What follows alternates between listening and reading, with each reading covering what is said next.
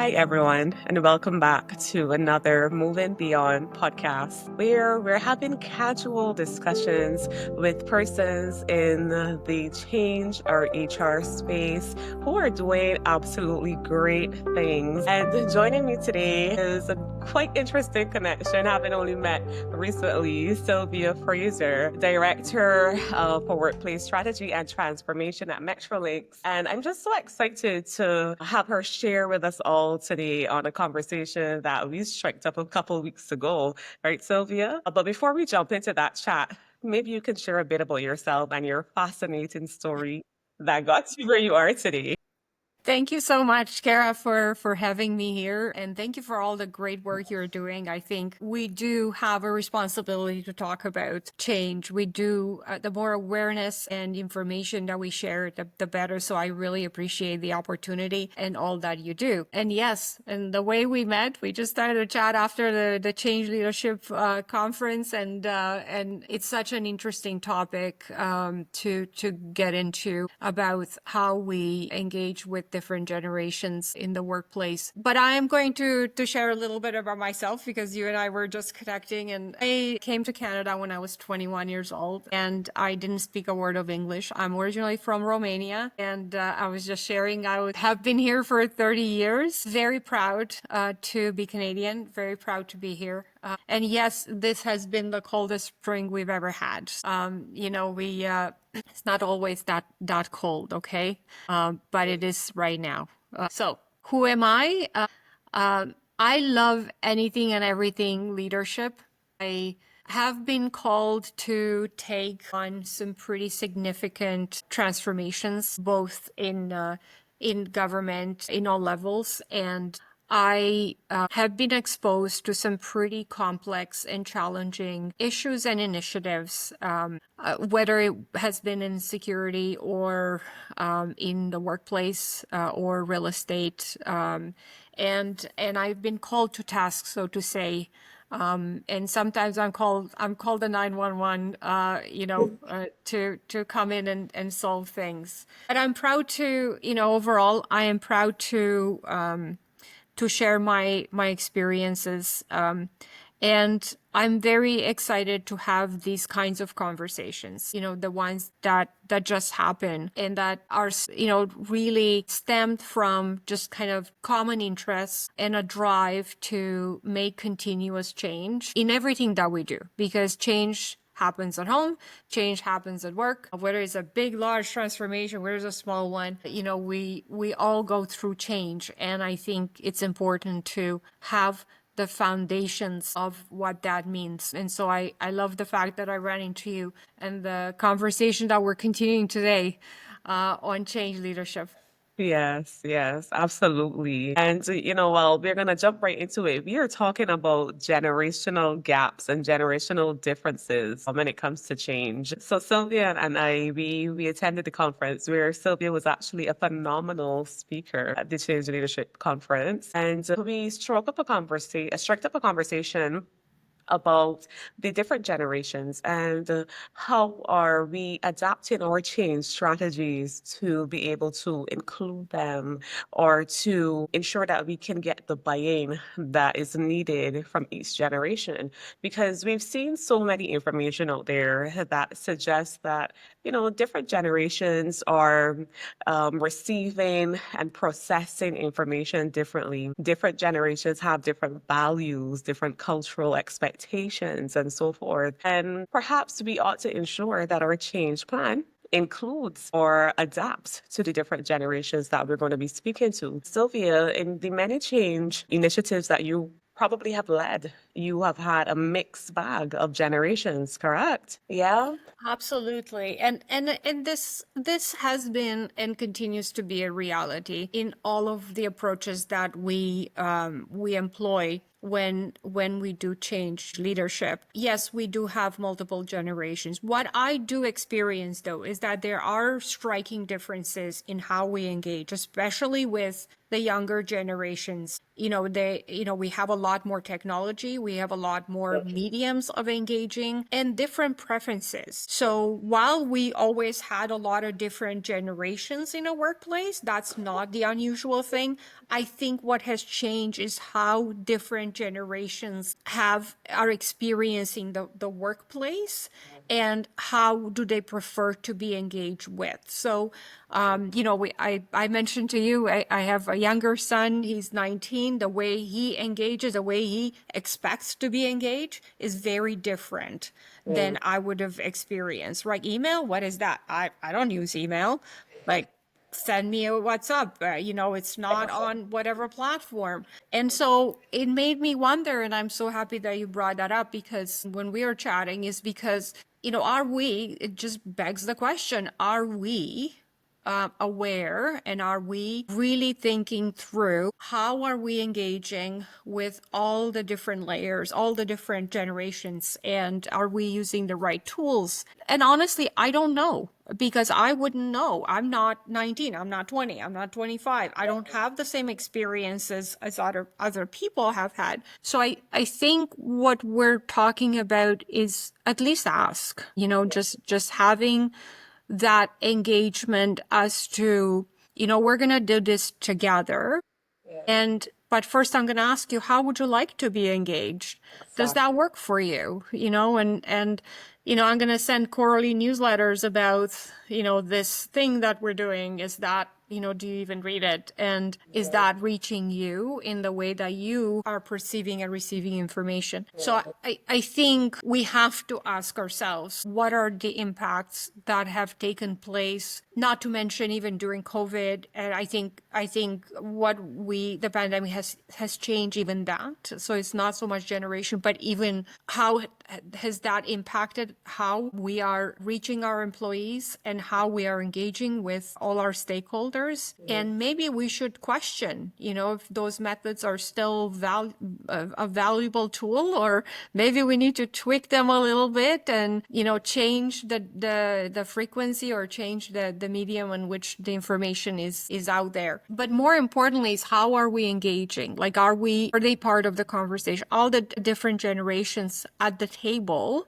and really engage, because it does take two sides. And, when we say things like, we're going to do this with you and not to you, what does that actually mean, right? Is it, there's an effort that needs to happen on both sides, and it needs to be understood that we're both in together, and we're both committed to work together towards whatever the change is. I don't think we're anywhere near what we used to assume in the past about, we're doing this big thing, and well, here's a deadline, here's what's going to happen, and so be it, right? I think we don't have that, that assumption anymore. We have to actually engage in a way that is meaningful and compassionate, and with a lot of thoughtfulness throughout the entire process, and receive the two-way. Completely agreed. Two things that I want to underscore that you mentioned. The first one being, I don't know. That phrase is very powerful, and it can be super liberating for any leader, any HR professional who wants to move beyond the current status quo, who wants to move beyond the current results that they're getting. Through any change initiative, accepting that I don't know, we don't have all of the answers. And I find sometimes in change, there's an expectation that we have on ourselves to have all the answers. And that leads to what you and I were chatting about, Sylvia, this notion of co-creating. You said, and it was so powerful when you said it, are all of the generations at the table? Yeah. Yes. Because Yeah. then we know that we can create something, we can create a product that is so diverse, that is so inclusive, that it ensures that it reaches each generation that's represented within our workplaces, right? When we look at the millennials, I'm a millennial, and my attention span for a video, Sylvia, I cannot watch a 10-minute video unless I am being intentionally focused. The most I can watch is 3 minutes. Right?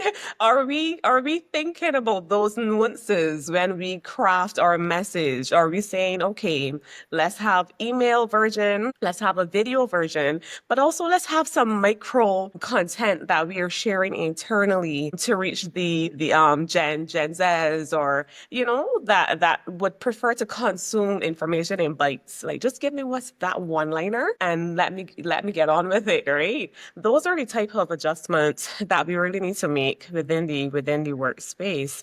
Yeah. But Absolutely. when we dive into the co-creating, we were talking about co-creating the path. Of course, it's not lost on us that there are some decisions that have to be made. There are some changes that we cannot avoid. So we approach the team being very transparent in, this change has to come. We have to make this change, but perhaps you can co-create the pathway with us in terms of how do we achieve the adoption of the change?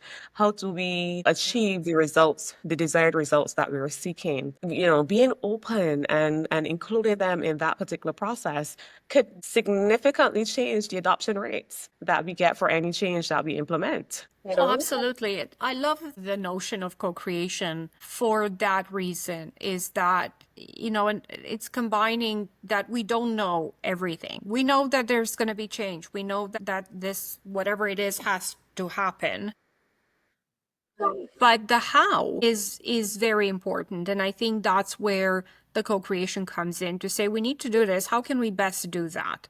How can we come together and help me help you? How can I support you to doing this? And, I'm always amazed by the innovation and the ideas that come just by being vulnerable and saying, I don't know. Can I please hear your thoughts on this? And it's so powerful. And there's things that, oh my God, I never thought of this. I never, even considered it, because I don't have the same experiences. I didn't think of it from that perspective. So think about it as having the person at the center and a whole 360 around that, and really, really being open to all of the different generations, cultures, the whole of the organization, to say, here's what's happening, being open and transparent, being vulnerable, asking, how can we engage on this? How can we make this better? And even use some of that input for the future, and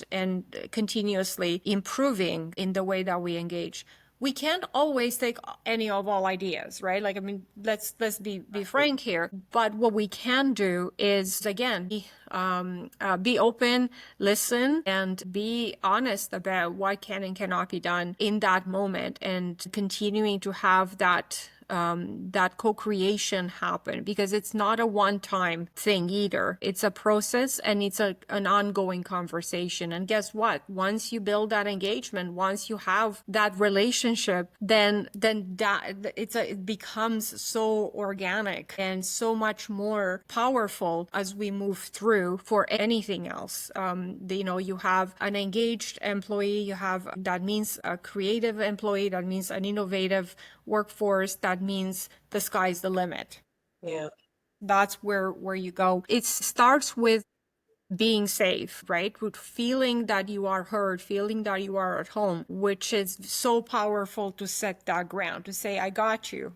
Here's the container. Here's what we know. Here's what we can do. It's one of the basics of continuing that. And, when you look at co-creation, think about how powerful it is when you are at home and you feel like, okay, you belong, and you're playing with the kids, or, with a family, and you're having fun. And it is just so, that's where you come up with the best ideas. That's the feeling and the sentiment that we have to create in the workplace, in that environment, to say, yeah, here's what we can do.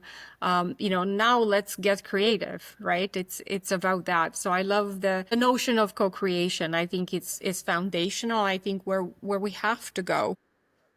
Yeah, I absolutely love the visual that you just painted as well, being at home with your family and the sentiment that we're trying to create, that sentiment of belonging, a sentiment of pride as well, a sentiment of purpose. And that is exactly what I think is needed when we discuss change management, when we discuss transformation. Sometimes, in organizations, and I've experienced this before as well, where persons are they're crunched for time when they're rolling out a change initiative, right? We did not leave enough room for the planning to take place so that we could check all these boxes, so that we could do that 360 assessment and ensure that everything from risk management to communication plan to the KPIs that we're going to be measuring, to ensure all these details are captured. And in the absence of that planning, we don't leave room to do exactly what you're speaking about, Sylvia, which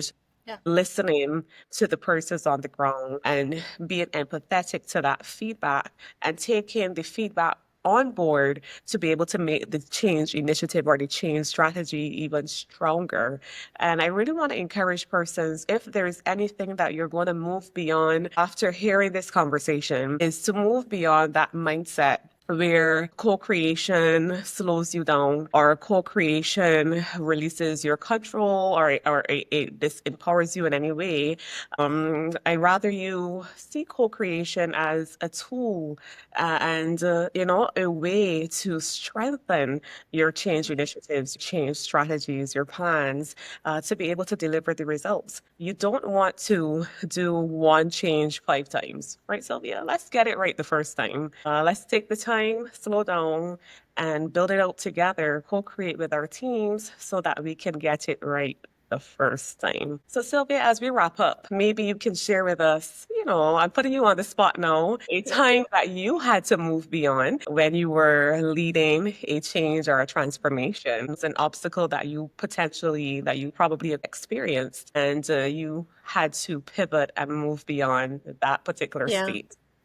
Oh, for sure. And this is a very interesting one because when we go into a transformational project and we're like, okay, we're going to do a change strategy and then off we go and we're going to start engaging. There are times, there have been times where, I talk about like, this is my approach has always been, we're going to do this together. We're going to do this with you, not to you. And the eyes rolls up like, oh yeah, whatever. Like, come on, like that's not going to happen. And the reality is that it takes trust and building that relationship for for the stakeholders, your teams to actually believe what you say. So it's through the doing, right? And often I had to not necessarily change directions, but pause and work more on the relationships and work more on those key building the trust. Really, it comes down to building trust to say,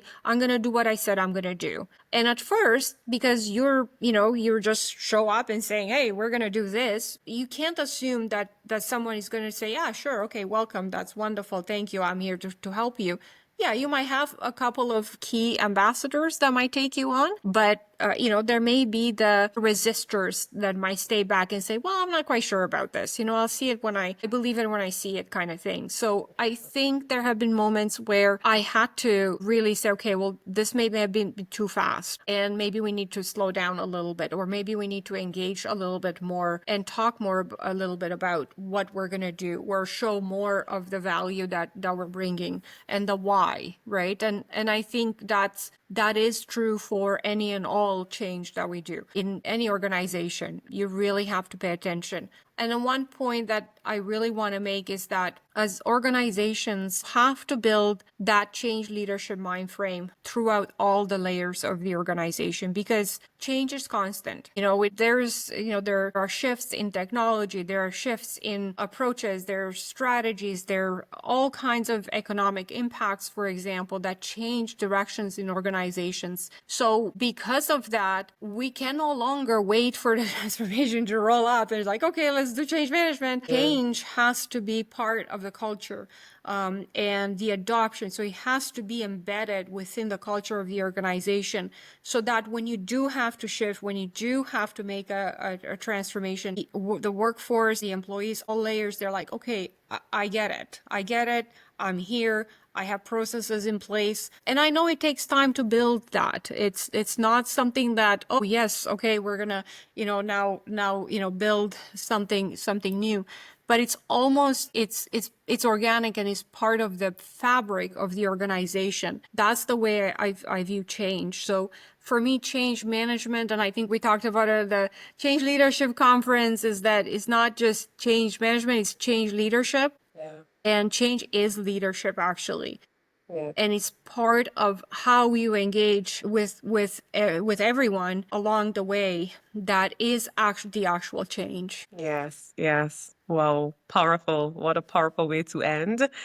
Thank you so much, Sylvia, for taking time out of your busy schedule to have this casual chat with us here at Insight Global Collaborative Group, where we are focused on moving beyond, empowering leaders, inspiring change, transforming cultures. And of course, for you leaders who are feeling the weight, you're feeling the burn of all of the changes that you are driving, that you are leading at this particular point, just know that we are here for you. We've got you covered. We are here to help you carry the weight of that change to deliver results that are sustainable and that you and your teams can be proud of.